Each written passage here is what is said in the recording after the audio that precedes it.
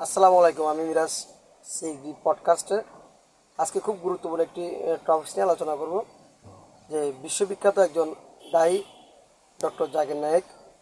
উনি রিসেন্টলি বাংলাদেশে আসার যে একটি এ, কথা রয়েছে।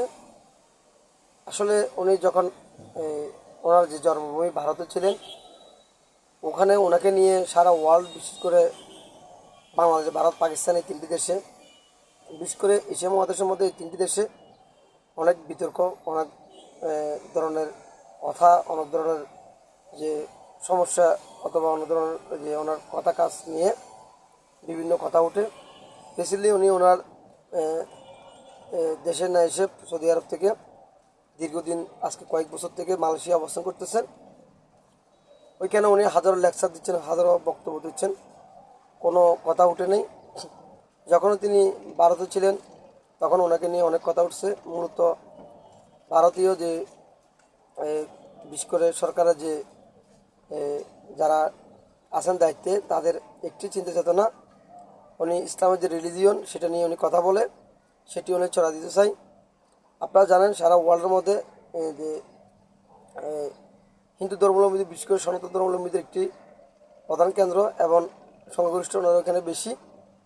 তো ডাক্তার জাকির নায়েক সাহেব তেমনই একজন ধর্মীয় দায় এবং ধারবাহক। উনি চাইছিল যে মানুষকে, যে তার প্রকৃত রিলিজিয়নকে খোঁজার জন্য, এবং রিলিজিয়নের যে যে বেসিক যে প্রশ্নগুলো মানুষ সচরাচর কোথাও পায় না, কোনো পণ্ডিত, পুরোহিত অথবা কোনো ব্রাহ্মণের কাছে হিন্দু ধর্মের মধ্যে, এবং হিন্দু ধর্মের বিভিন্ন শাখা উপশাখা রয়েছে, এবং এর পাশাপাশি মুসলিম ধর্ম, খ্রিস্টান ধর্ম, ইহুদি ধর্ম, বিভিন্ন রিলিজিয়ন নিয়ে উনি মূলত একজন বিশ্ববিখ্যাত একজন দায়ী।